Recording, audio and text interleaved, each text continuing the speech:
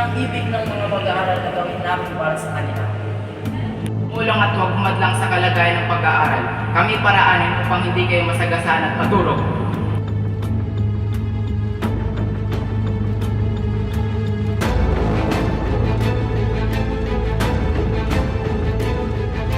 Kapasan ang iyong ginawa! Magkakasala kang atim!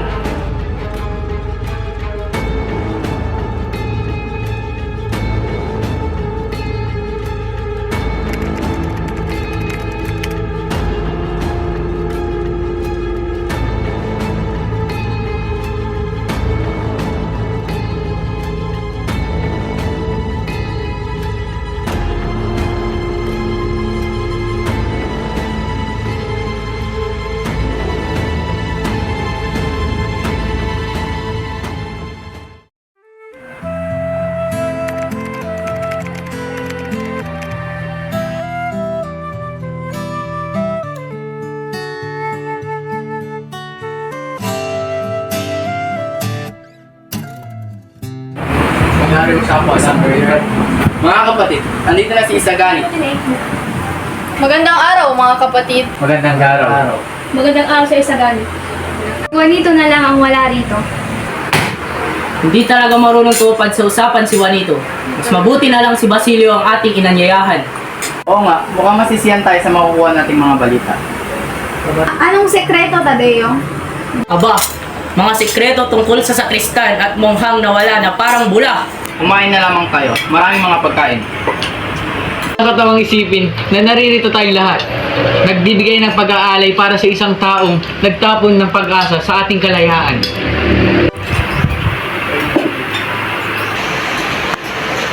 Masarap ang sopas na ito. Sa ngalan ni Don Custodio, papangalanan natin ang sopas na ito na panukalang sopas. Tama na! Manahimik muna tayong lahat. May darating pang mga pagkain. Hindi makakain ng baboy si Padre Irene kung hindi tatanggalin ng ilong.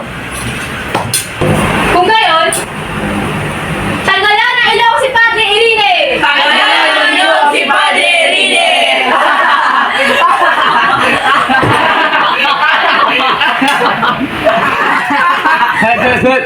Kaunting panggalang mga ginoo.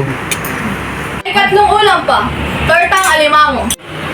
Ihandog sa mga praile. Pagkat may pagkaalimango sila. Pansit gisado pa. Ang pansit ay Pilipino at hindi mula sa ibang dako. Ialay natin ito sa ating bansa at pamahalaan. Ialay! Ialay natin ang pansit kay Quiroga, ang isa sa 4 na haligi ng Pilipinas. Sa Venecia Negra, ialay ang pansit.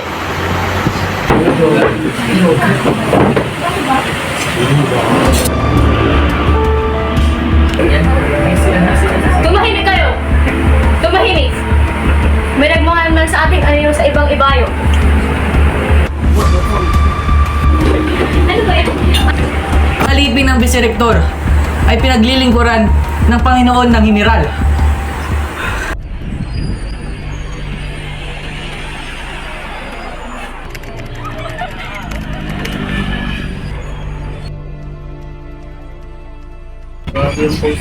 Basilio! Alam mo na ba ukol sa pakala? Ang binabalak ni Senyor Simon. Ha? Pag-iimagsik? Natuklasan! At marami nga sangkot. Marami na nasasangkot? Sino-sino? Mga estudyante, dagat ng Paalam. Ako'y mauna muna. Sige, paalam.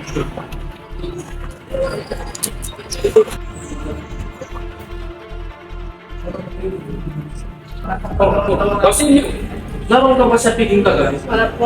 Ha? Wala po. Sa kadahilanan, masama ang pakiramdam ni Kapitan Chalo. Mabuti hindi ka naparong. Ngunit kasama ka ba sa kapisanan ng mga estudyante? Ako'y nag-aambag lamang. Kung kayo ay umuwi na, sira na itapumula ng mga kasulotang magdadalo sa wala po ang mga kapeles. Ngunit si Senyor Simon po kaya. Walang kinalaman si Simon sa nangyari. Salamat sa Diyos. Ngunit siya sinugatan ng isang taong hindi kilala at ngayon nakahigan. Mga tulisan? Wala, kundi mga estudyante lamang. Ano? Kung gayoy, anong nangyari? May mga natakbo ang subversibong paskil. Hindi mo ba ito alam? Saan? Sa universidad. Mayroon pa pa bukod doon? Anong ibig mong sabihin? Inuom na yung mga pastil sa mga natutukin na estudyante. Pero sandali, Batid kong nagkamay kayo na si Kapitan Tiago. Tinadala na siya ng upat bitrek. Mag-ingat ka. Maraming salamat, Professor.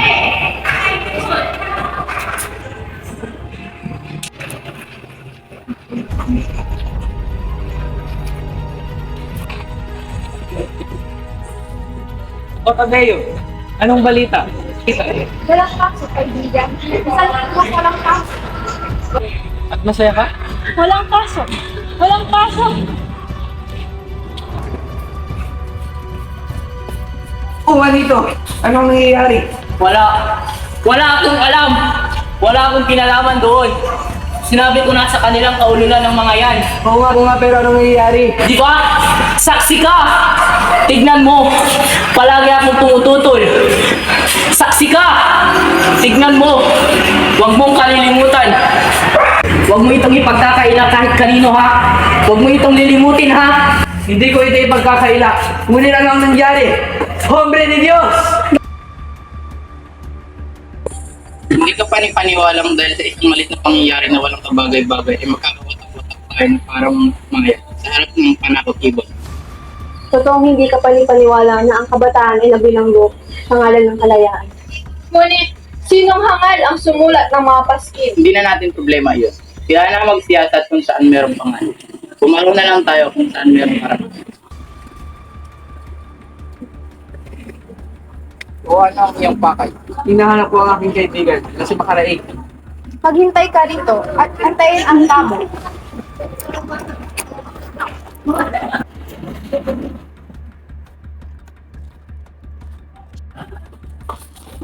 Bakit? Ikaw din, Basilio? Hindi tayo sa nakita. Malaga na ugali.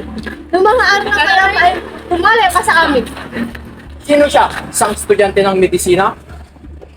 Puti at kalig. Kayo'y aming dinarakit. Bakit? Ba't iba naman ako? Huwag ka mag-alala, kaibigan. Halika,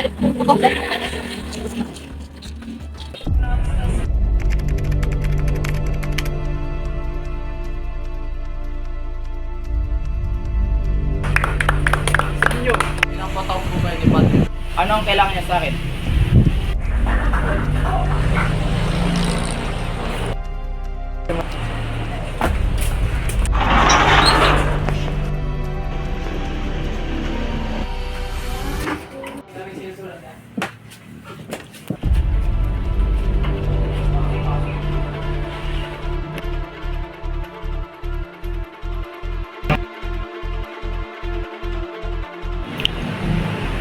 Magandang araw, Isagani. Magandang araw din po, Padre. Maupo ka.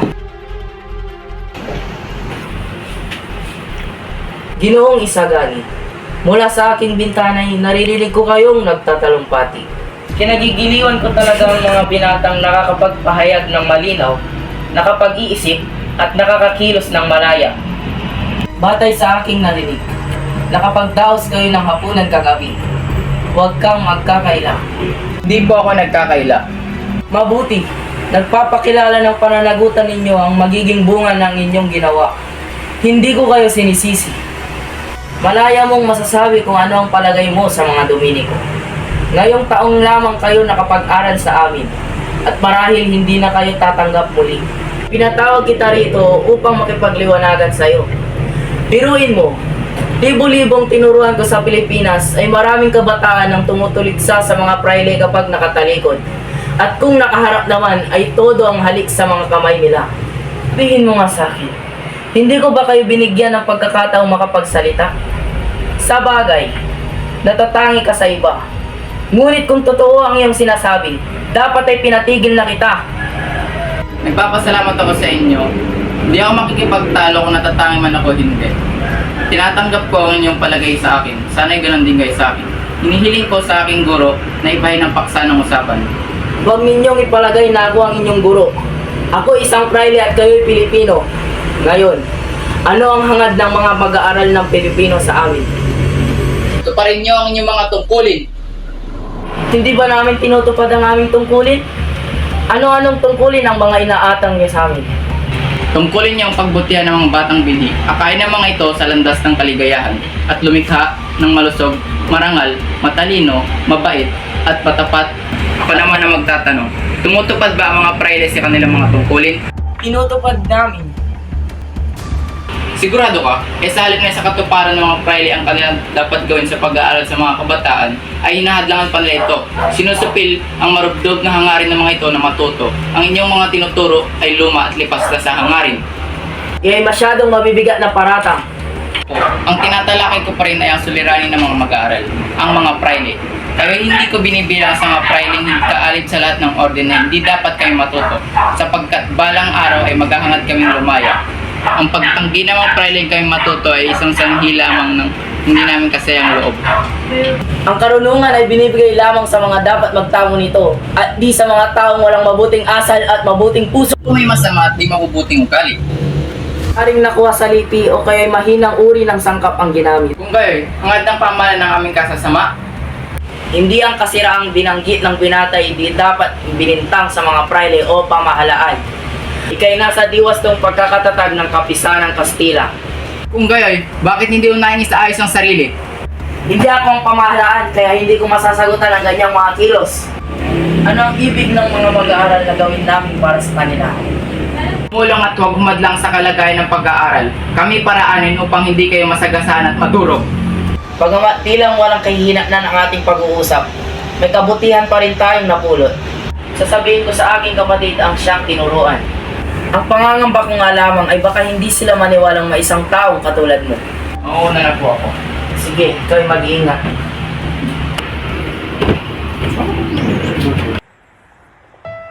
Sinabi ko naman sa inyo, kasamaan lamang ang idudulot ng pagbibigay tsansang makapag-aral yung mga estudyanteng yan. Ngayon, takot na tayo. Ang aking babalay simple lamang, maghanda kayo para sa anumang mangyayari sa hinaharap. Dahil hindi natin alam kung kailan mawawala ang salitang takot sa diksyonaryo ng buhay natin. Nasasabik na akong maging tama pa ang mga hula ko. Hanggang sa muli, ako lang naman ito, Benzay.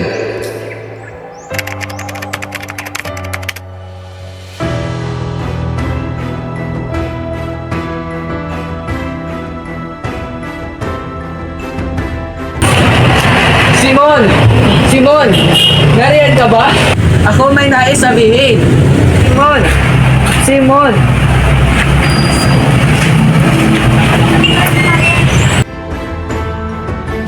Don Gostroyo, lumabas ka riyan. Ako'y may sasabihin. Ako, pamanhin Ginoo, ngunit pinapasabi po ni Don Custodio na hindi mo na siya tumatanggap ng kahit sinong bisita. Maraming salamat. Pakisabi na lang ako may naisabihin. Nagsimula ng himagsikan. Ang dami ng napipinsala at nasasaktan. Pati si Ermita, nag-uumpisa ng sumiklab ang himagsikan. Nagkaroon din ng putukan sa dalunggayan.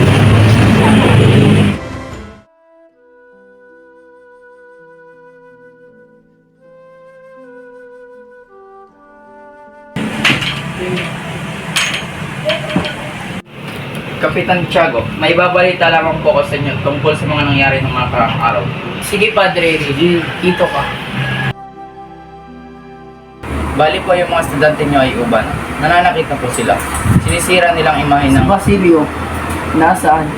At Nasaan si Basilio? nahuli na po ang mga estudyante. Nagkakagulo na po sila. Nasaan si Basilio? Opo, saglit lang po. Nasaan siya? Si Basilio, yung ampon niyong anak, ay natinakip na. Nakitaan siya ng illegal na dokumento na nakakasira sa gobyerno natin. Nahuli na po siya. Nakakulong na. Nahuli si Basilio? Nahuli siya. Nasaan siya? Kapitan! Kapitan! Kapitan! Kapitan! Kapitan! Kapitan! Kapitan!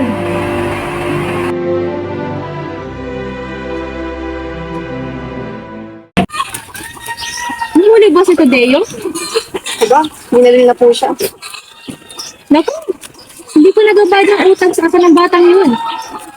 Huwag po kayo magsalita ng leon, baka isipin niyo kasabot tayo. Kaya ako sinunod yung aklat na pinahiram niya sa akin. Nabilang ko ba si Isagani? Eh, lukulo ko yung si Isagani. Hindi sana nahuli kung hindi nagkusinta. Ito nga sa kanya. Paano na si Paulita? Hindi siya mawawalan ng kasintahan. Marahil ay iiyak lang sandali at hindi magtatagal ay papakasal din siya sa isang kasinta.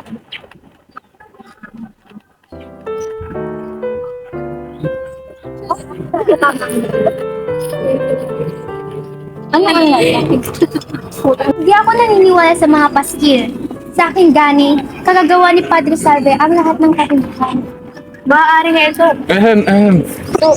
Oo nga eh. Dahil sa opereta. Oo nga.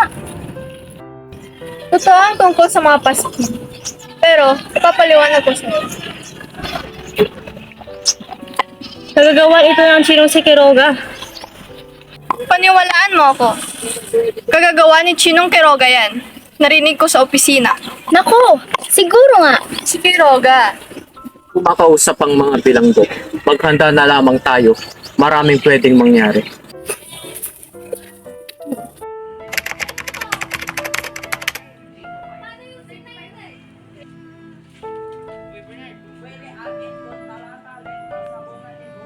Sa tingin mo ba'y magugustuhan ni Kapitan Tiago ang ating inihanda? Tiyak iyan. Ganito rin ang kanyang hiling nang siya'y nabubuhay pa. Ang marangyang paghahanda sa kanyang pagpanaw. Padre Rino, ipinapaalala ko lamang sa inyo na namatay si Kapitan Tiago nang hindi malang nakapangipisa. Aba, hayaan ang mga ganyan. Hindi nararapat na ipagkait sa namatay ang bendisyon. At misa rikem na hindi na ito pangungumpisal bago ito malugatan ng hininga. Kung ang mga incheck nga na hindi nabibinyagan ay nabibigyan ng misa, si Kapitan Tiago pa kayo na bukas palad sa mga nangangailangan. Anong sabi mo? Nagpakita si Kapitan Tiago? Paano nangyari iyon? Oo, totoo. Sinasabing nagpakita ito sa mga mauha noong oras ng pagkinawa. At ang kaluluwa ni Kapitan Tiago ay napaliligiran ng naginingning na liwanag. Sabi ng mga mauha sa Santa Clara, nakapurma ditong kasuotan at hindi nalimot ang pipang gamit sa pag-ibig ng opyo at ang panabong na manok. Kung ako ang mamamatay at muling magpapakita, dadalhin ko ang tasa ng paborito kong taho. Ano kayang ibig sabihin ng pagpapakita mo? Baka nais niyang iparating ang kanyang huling paalam o mensahe sa kanyang pamilya. Oo nga, nakakatakot isipin. Pero sana mapayapa ang kanyang kaluluwa at mahanap niya ang kapayapaan sa kabilang buhay. Inisip mo ba? Na maaaring hangunin ni Kapitan Tiago sa San Pedro at pagsabungan ang kanilang mga manok. Maaari yan, ngunit hindi natin alam kung sinang mananalo sa kanilang dalawa. Walang sino man ang mananalo sapagkat ang pagkatalo ay nagdudulot ng samaan ng loob. Pagdating sa langit, puro kaligayahan lamang ang mararamdaman ng bawat isa. At ang pagkatalo ay nagdudulot ng samaan ng loob. At para sa akin, kailangan may manalo. At ating tatandaan na sa panalo ang tunay na ligaya at grasya. Yes, pareho silang mananalo. Simple. Kabasasan ang iyong ginawa. Magkakasala ka, Martin. Mabubulok sa impyerno ang iyong kaluluwa. At ikaw ay ikakandidato bilang isang erehe. Kabe ni Canas.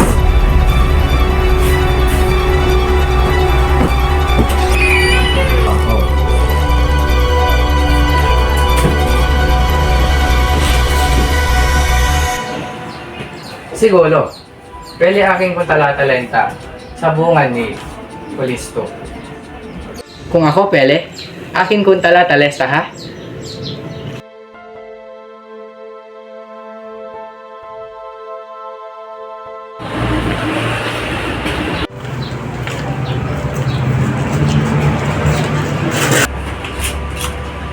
Nais kong mamatay bukas upang magkaroon ako ng isang magarbong libing. Mas dakila pa sa kapitan. Anong ibig mong sabihin? Huwag po ninyong isipin yan. Hindi ko kayang makita siyang matagumpay kahit sa kamatayan. Oo, Ninanais kong mamatay at tila naririnig ko na ang iyak ng mga tao habang pinapanood din ang mga pangyayari.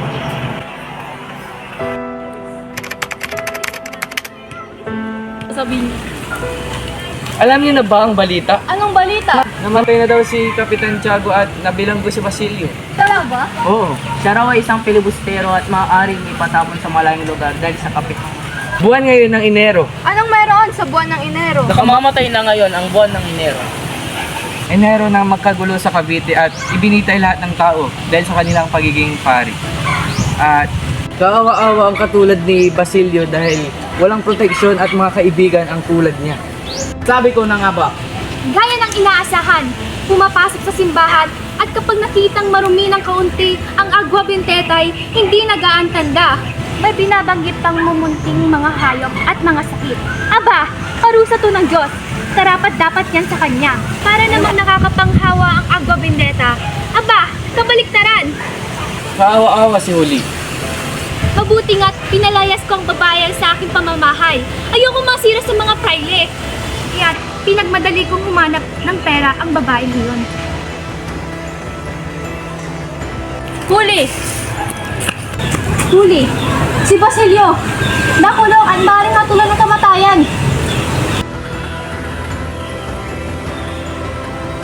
Narinig mo ba ako?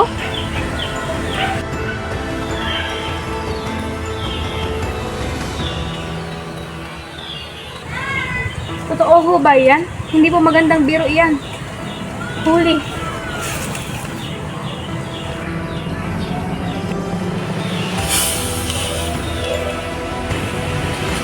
Huli! Huli! Huli! Tulong! Tulong!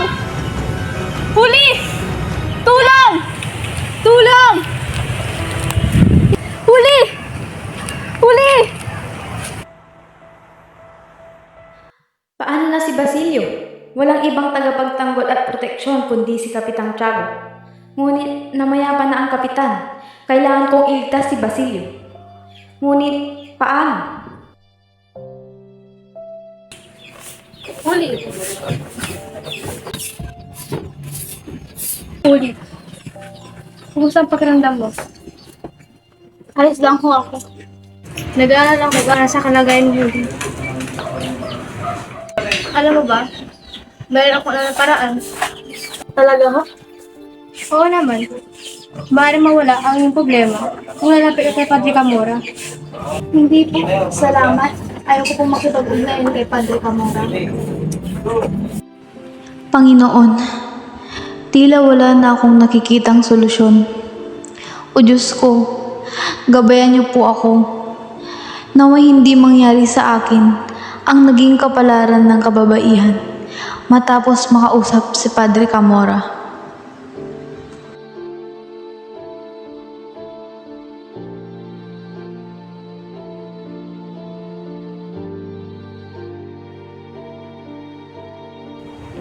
Hermana, ako po yung nakapagpasya na. Samahan niyo po akong pumunta ng kumbento upang humingi ng tulong kay Padre Camora.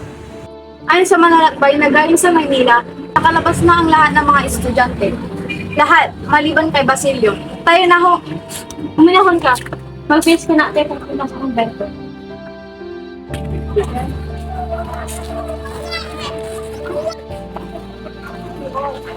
Huli. Ano nangyayari sa'yo? Bilisan natin ang paglalakad at gagabihin pa tayo. Bumalik na ho tayo sa nayon. Bumalik na tayo. Ano? Ari ho bang hindi na lang po tayo tumuloy? Uwi na lang po tayo.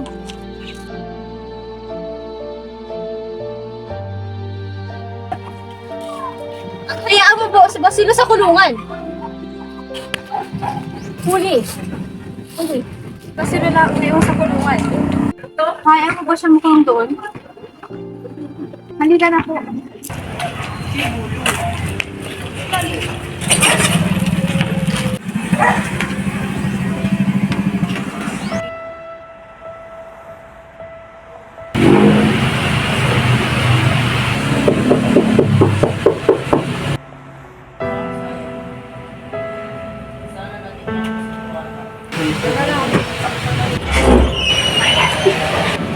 Magandang araw, Padre.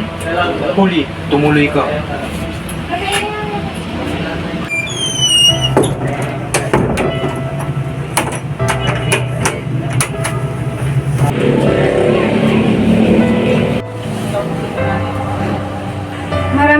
akong nahingan ng tulong.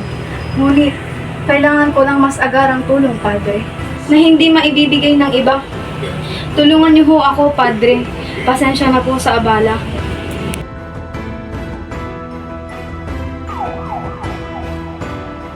Sabi niya ho noon, kapag kailangan ng tulong, maaaring lumapit sa inyo, Padre. Kailangan ko na ho ng tulong niyo ngayon. Desperado na ho ako. Parang awan niyo na, Padre. Tulungan niyo ho ako. Maaari kang lumapit sa akin anuman ng oras. Ano ba ang iyong problema? Dinagit po ang aking nobyo, si Basilio. Dinala siya ng mga Guardia Civil sa kwartel. Ngunit wala naman po siyang kasalanan.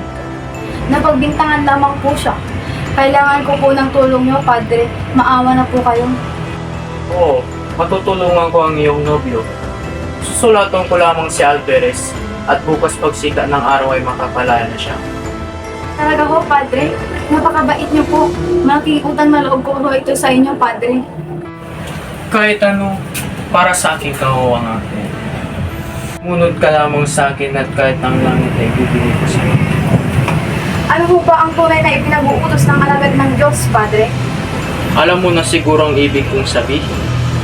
Kumanhin, Padre. Kailangan ko nang umalis. Sa iba na lang ako hihingi po. Hindi ka alis. Hindi ba gusto mong makalaya ang iyong nobyo? Madami akong koneksyon. Bitawan mo ako, Padre. Gagawin mo ito kapalit ulit ng paglaya ng iyong nobyo. Hindi ako ganong klaseng babae, Padre. Inuubos mo ang aking pasensya. Bitawan mo ako, Padre. Padre.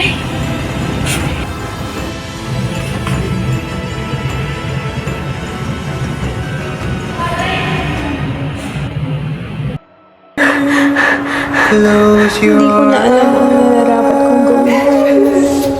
Naunay, si Alma ang nawalay sa akin. Sinakripisyo ko ang lahat upang tubusin siya mula sa mga tulisan. Nagpaalipin ako sa taong mababa ang tingin sa aking sarili. Ngayon, kasi si Basilio ay nais ilayo sa akin ng tadhana. Si Basilio na walang ibang nais kundi ang kabutihan ng bayan. Your doubts and fear, weary heart, you'll be safe here.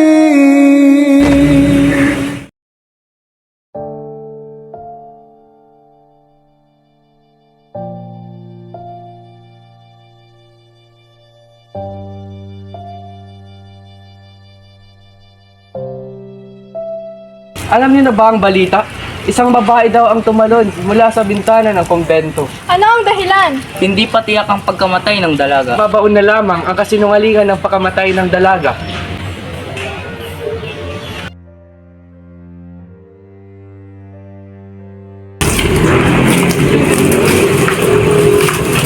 Grabe. Ha? Binasa mo na ba yung tungkol sa pagpaslang sa Europa? Sobrang nakakatakot. Oo, nakakabahala talaga. Pansin mo ba yung mga artikulo sa pagpupuri sa mga predikador dito sa Maynila? Oo, mas mainteresado pa sila dyan kaysa sa mga nangyayari sa atin. Gano'n na nga, pero parang hindi ito napapansin ng mga tao. Ngayon kay Padre Camora, nakapagtataka yung pag-alis niya papuntang Maynila, no? Oo nga, baka may kinalaman sa pangyayari sa probinsya. Mare, ang daming mga katanungan, pero parang walang kasagutan. Nakakabahala talaga. Ganun talaga. Ang mahalaga, mag-ingat na lang tayo sa mga nangyayari sa paligid.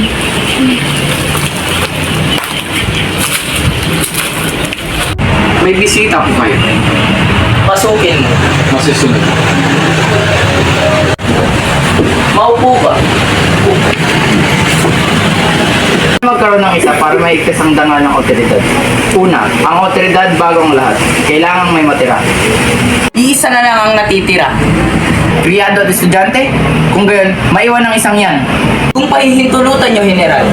Pero estudyante ng medisina ang binatang iyan.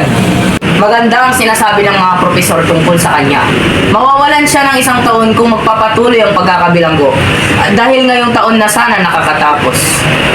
lalong kailangan niyang manatili sa kulungan. Isa pang taon sa kanyang karera ang makakabuti sa kanya sa halip na makasama. Sa kanya at sa lahat ng mapasasakamay, sasabihin ng mga filibusterong reformistang hindi namin inaalagaan ang bayan.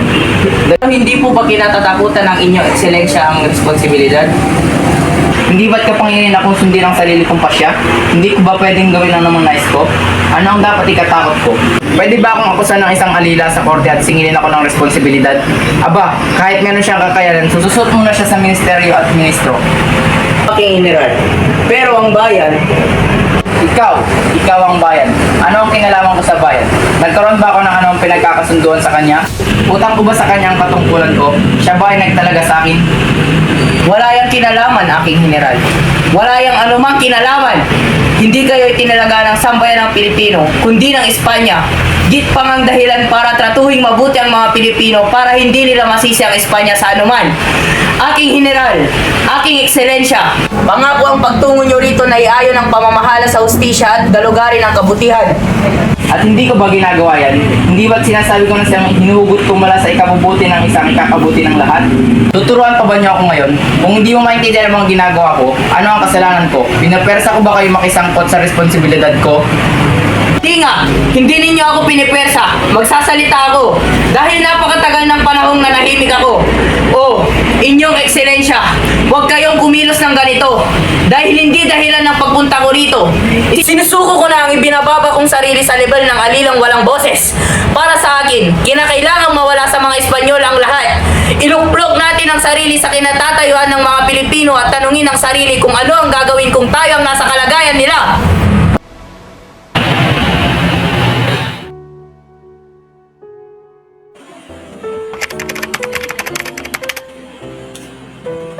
Sa wakas, walang katapusang bakasyon. Susunugin ko na lamang ang aking mga aklat. Papasok na lang ako bilang kawani sa alinmang hukuman. Nakakalungkot nga eh.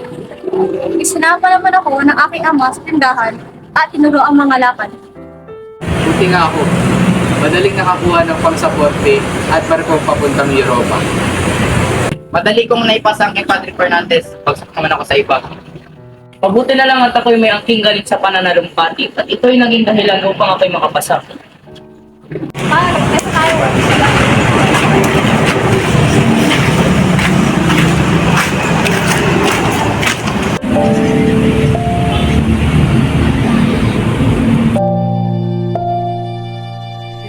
Basilio, may balita akong galing sa'yo. Ano yun, Sinong? Balita mula sa Chani. Tungkol saan? Si Uli at Tandang Selo. Ano nangyari sa kanila? Tandang Selo ay nawawala. Ano? Kailan pa? At si Uli? Si Uli ay namatay na. Ano? Kailan pa? Paano? Siya nagpagamatay. Hindi ka pwede! Bumanin pero kailangan ko na maunang Basilio.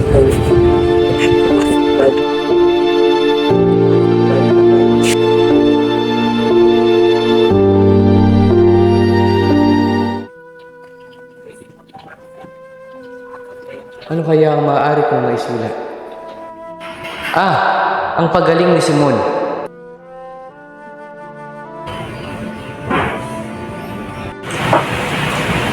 Ikaw ba ay tunay na magaling na? Magandang balita iyan. Dahil dyan, nararapat lamang na magkaroon tayo ng katuwaan sa pamagitan ng pesta. Ilang pasasalamat sa pagaling ng aking kaibigan. Totoo yan. Maghahandog kayo ng di mapapantay ang salo-salo sa inyong bahay. Posible, wala nga lang akong bahay. Ginawa ninyo sana ang kay Kapitan Tiago na murang-murang nakuha ni Ginoong Pilaes. Tinig niyo ba? Ang tungkol sa isang salo-salong ibibigay ni Don Timoteo Pelaez sa kasal ng anak niya? Ang swerte naman niya. Nakuha niya na ang bahay ni Kapitan Tiago, kasosyo pa si Simon sa negosyo, at ngayon, ang anak ay mapakasal sa maganda at mayamang babae. Ang sabi-sabi, napaka-ingrande daw ng mangyayaring pagsasalo. At ito pa, ang Kapitan General daw ang magiging ninong. Sigurado ako si Simon ang taong nag-ayos dito. Kailan ba mangyayari ang kasal? Hindi ko nasagap ang ganoong balita.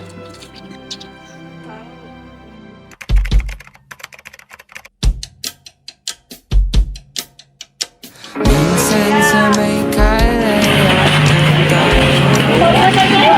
Hindi yan ang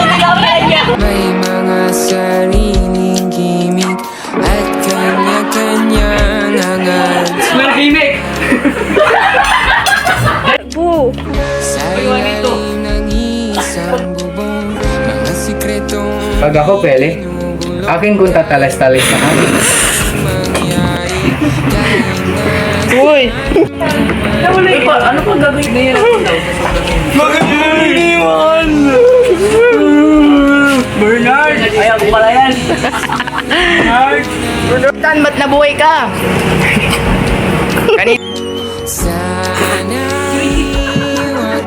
Hindi ako ganun. Ulitin mo, hindi ako satisfied.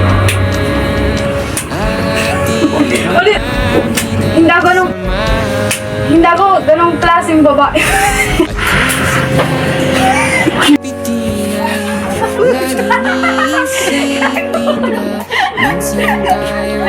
Oring!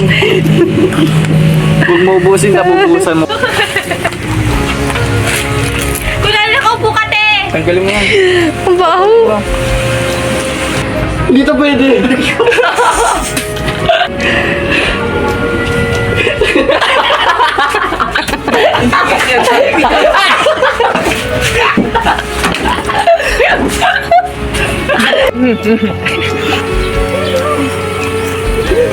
Huwag na yun. Kung ako ang tatanungin. Uri! Maupo ka. Ikaw. Puko ko na ang ibinababa kong sarili sa level na